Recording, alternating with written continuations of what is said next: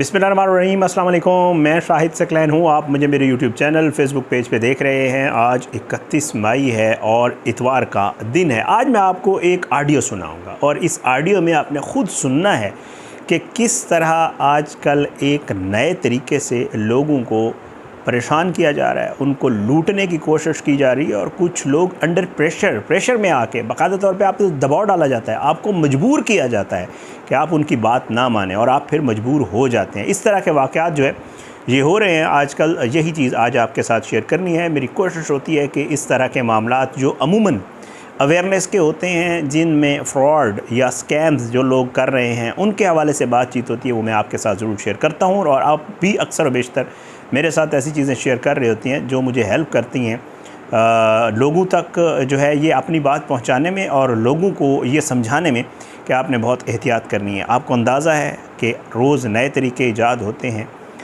Technology आ गई है और साथ साथ जो है इसमें भी कोई शक नहीं है कि हमारे मुल्क में आप चंद रुपए दे के उनके एवज़ किसी का भी डेटा, किसी का भी फैमिली ट्री, किसी के भी शनाख्ती कार्ड की कॉपी, किसी का भी शनाख्ती कार्ड आप निकलवा सकते हैं। और मैंने इसके ऊपर बाकायदा जो है वो वीडियो की थी और इसके ऊपर जो है वो एक्सप्रेस न्यूज़ में एक हमारे सहाफ़ी दोस्त हैं, उन्होंने पूरा एक जो है ख़बर की थी इसके ऊपर कि जी किस तरह चंद टकों के एवज़, चंद रुपयों के एवज़ जो है वो लोगों का डेटा सरेआम बेचा जा रहा है व्हाट्सएप ग्रुप्स में। तो ये चीज़ें जो है हमारे मुल्क में मौजूद हैं। बहरहाल यही चीज़ें फिर इनके पास पहुंचती हैं जो फ्रॉड करने वाले होते हैं और फिर वो आपको जो है वो बेवकूफ़ बनाते हैं और आप परेशान हो जाते हैं कि भाई इसको तो मेरा सारा कुछ पता है, ये कैसे पता चला है इसको। तो यही होता है, आपका डेटा बिकता है आगे और फिर वो डेटा इस्तेमाल होता है फ्रॉड करने में, स्कैम्स करने में। बहरहाल मैं चाहता हूँ आप ये वीडियो सुन लें कि किस तरह आजकल ये ऑडियो सुन लें कि किस तरह आजकल जो है वो लोगों को बेवकूफ़ बनाने के लिए जो है वो प्रेशर दिया जाता है और लोगों को कहा जाता है कि जी आप ये करें। ये एक मुतासरा भाई हैं, इस्लामाबाद बेस्ड हैं, उनके साथ ये मामला पेश आया है। उन्होंने ये व्हाट्सएप नोट किया है ताकि लोगों को मैं सुनाऊं और फिर लोगों तक अपनी बात पहुंचाऊं कि जी किस तरह लोगों को आजकल लूटा जा रहा है या लूटने की कोशिश की जा रही है। तो पहले ये ऑडियो सुनें, फिर इसके ऊपर थोड़ी सी मज़ीद बात भी करेंगे। सर कि मुझे कॉल आई सिम पे और मुझे उन्होंने पूछा जी आपका नाम, मेरा नाम लेकर उन्होंने पूछा कि आप फलां बात कर रहे हैं और मैंने उसका मैं बात कर रहा हूँ। उन्होंने कहा जी एक नंबर, उन्होंने मुझे बताया कि ये सिम का नंबर है, ये आपके नाम से मैं आपको पता है। मैंने कहा जी मेरे नाम सिम नहीं है और ना मैंने निकलवाई है। उन्होंने कहा जी आपके नाम ही है, 2018 में आपने निकलवाई थी और इसके ऊपर जो है FIR कटी हुई है, MFI से बात कर रहे हैं। तो मैंने कहा जी मेरे नाम नहीं है। उन्होंने कहा अच्छा ये आपके नाम नहीं है, तो मेरे नाम जो बाकी 5 सिम में थी उसके उन्होंने मुझे नंबर बताए। उन्होंने कहा जी ये सिम आपके नाम है, ये सिम आपके नाम है, ये सिम आपके नाम है। वो 5 सिमों के नंबर उन्होंने बताए। फिर उन्होंने मुझे कहा कि ये आपका ID कार्ड नंबर है, ये आपका एड्रेस है, यही है। मैं कहा जी यही है। तो उन्होंने कहा जी जो पहली सिम हमने आपको बताई है ना जिसमें FIR कटी है, वो भी आपके नाम पे ही है, लेकिन आपको पता नहीं है कि वो कहाँ मिसयूज हुई है और उस पर जो है FIR हुई है। अभी हमारा इंस्पेक्टर आपको वीडियो व्हाट्सएप पे कॉल करेगा। उसने कॉल बंद की तो मुझे व्हाट्सएप पे कॉल आ गई, उनकी DP पे FIR की पिक्चर लगी थी। तो वो मुझे कहने लगा कि जी आपके खिलाफ FIR है और वो साहब ने आपको बता दिया जो आपके बारे में FIR हुई है। तो मैं आपको वीडियो कॉल करता हूँ, आप मेरी वीडियो कॉल रिसीव करें। तो मैं थोड़ा शक में पड़ा, मैंने कहा वीडियो कॉल कोई नहीं करता, वीडियो कॉल इसको करनी नहीं चाहिए। मैंने कहा कि वीडियो कॉल मैं रिसीव नहीं करूँगा। तो उससे मुझे काफ़ी डराया धमकाया और बदतमीजी से मुझसे बात की। उसने कहा जी कि आपको वीडियो कॉल रिसीव करनी पड़ेगी। मैंने कहा मैं वादा चाहता हूँ आप मुझे FIR नंबर बता दें, मैं आपके पास ऑफिस में आ जाता हूँ।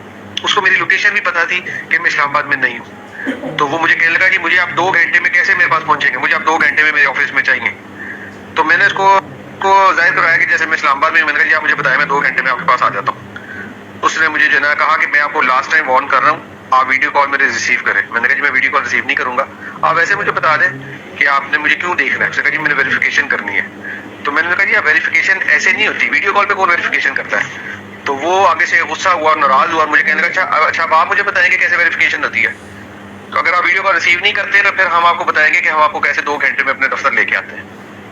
खैर उसने मुझे कहा कि मैं आपको ना आपका FIR नंबर सेंड कर रहा हूँ, आप चेक कर लें, आपकी FIR मैं आपको सेंड कर रहा हूँ। तो उसने मुझे एक जो है व्हाट्सएप पे मैसेज आया और उसमें मैसेज में ये लिखा हुआ आया, ऊपर ही लिखा हुआ था, नीचे FIR वो नंबर था, एक नंबर लिखा हुआ था। उसने मुझे कहा जी आपको FIR मैंने सेंड कर दी है PDF फाइल में, तो ये आपके पास FIR नंबर आ गई है, आप सिर्फ इसको वेरीफाई कर दें कि आपके पास FIR नंबर क्या आई है।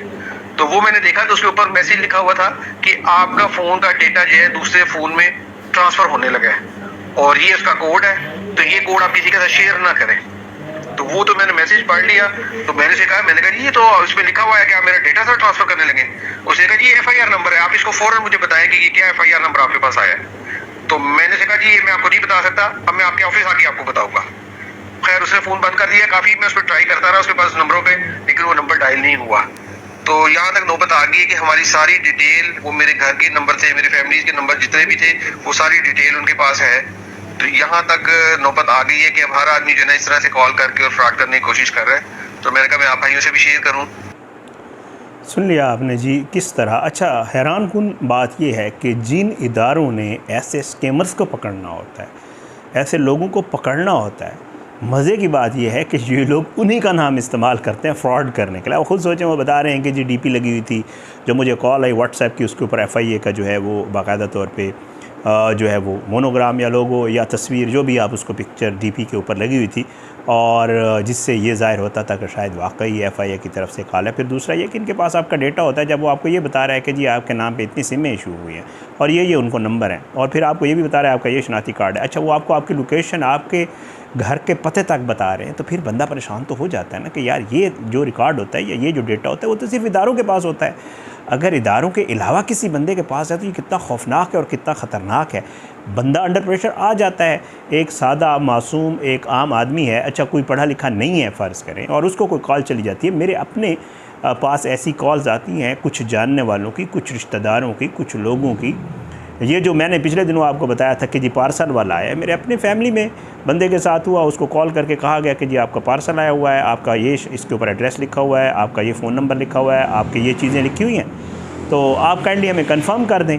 तो बंदा तो परेशान हो जाता है। और उन्होंने फिर मुझे कॉल की कि जी आप इस तरह की वीडियोस करते रहते हैं, बताएं ये सच है या झूठ है, कुछ किसी ने भेजा तो नहीं होगा, क्योंकि लोग फिर थोड़ा सा ये भी सोचते हैं कि हो सकता है पॉसिबल है किसी ने किसी रिश्तेदार ने कुछ भेजा हो। मैंने कहा यार ये सब फ्रॉड है, बिल्कुल भी ऐसा नहीं करिएगा। उन्हें कहें जो एड्रेस है उस पर भेज देने, तो उन्हें कहें आप अपना ऑफिस बताएं, मैं वहाँ पर पहुँच जाता हूँ। तो भाई ये चीज़ें हो रही हैं, यहाँ पर आपका डेटा, आपकी सारी चीज़ें उनके पास मौजूद होती हैं। कोई भी आपको कुछ भी कहे, कोई कहे आपको कह रहा है FIA से हूँ, उन्हें कहा भाई FIA से हैं तो मैं आपके दफ्तर आ जाता हूँ, हाज़िर हो जाता हूँ, बिल्कुल मैं कानून का एहतराम करने वाला शहरी हूँ और मैं आ जाता हूँ, आप मुझसे पूछ लें जो आपने मुझसे पूछना है। भाई वीडियो कॉल के ऊपर इन्वेस्टिगेशन करना या किसी का इस तरह से वो करना कि जी आपका नंबर हमारे पास है, आप फ़ौरन करें, नहीं तो हम ये कर देंगे वो कर देंगे, ये सब झूठ होता है, ये फ्रॉड होता है, स्कैम होता है। और FIA या इस तरह के इदारे इसी हवाले से हमें बता भी रहे होते हैं। बाज़ दफ़ा आपको मैं बताता रहता हूँ कि इस तरह की उनकी तरफ से पब्लिक सर्विस मैसेजेस चल रहे होते हैं कि ये सब झूठ होता है। बहरहाल जी, नए नए तरीके आ गए हैं मार्केट में। जो भी कोई मामला होता है, जो भी कोई फ्रॉड होता है, उससे आगे बढ़ के एक और फ्रॉड हो रहा होता है हमारी मार्केट में, हमारे मुल्क में। उनकी कोशिश होती है फिर इनके साथ ये भी है कि ये लोग जो एक दफ़ा ये नंबर यूज़ करते हैं या व्हाट्सएप यूज़ करते हैं 2 दफ़ा 3 दफ़ा, फिर उसके बाद ये उस नंबर को बंद करते हैं और फिर किसी और नंबर पे शिफ्ट हो जाते हैं ताकि ये पकड़े ना जाएं। और पकड़े भी जाते हैं तो उनका कोई आइडिया नहीं है उनके साथ कुछ होता भी है या नहीं होता है। बहरहाल ये सब हो रहा है, अपना ख्याल रखें, एहतियात करें। अल्लाह ताला आप सबको, मुझे, हम सबको जो है ऐसे फ्रॉडियों से, ऐसे स्कैमर्स से जो है वो अपने हिफ्ज़-ओ-अमान में रखे, हमेशा दुआ होती है। और वीडियोस करने का मकसद ही यही होता है कि आप लोगों तक पहुँचे तो दूसरों के साथ भी ये शेयर करें ताकि लोग जो है वो बेचारे जो मासूम लोग हैं, जो सादा लोग हैं, कोई उनको लूट ना ले। यही मकसद होता है वीडियो करने का। इंशाअल्लाह अगली वीडियो में मुलाकात ज़रूर होगी, लेकिन बशर्ते ज़िंदगी अपनी दुआओं में याद रखिएगा। अल्लाह हम सबको अपने ज़ुबान में रखे, अल्लाह हम सब पे अपना रहम करम करे, अल्लाह हमारे मुल्क का आम नासिर हो, इसके खिलाफ साजिशें करने वालों को नेस्त नाबूद करे, अल्लाह ज़ालिमों को इबरत का निशान बनाए, मज़लूमों को इंसाफ मिले। अगली वीडियो तक के लिए मुझे इजाज़त दें, इंशाअल्लाह मुलाकात होगी, लेकिन बशर्ते ज़िंदगी। पाकिस्तान ज़िंदाबाद। अल्लाह हाफ़िज़।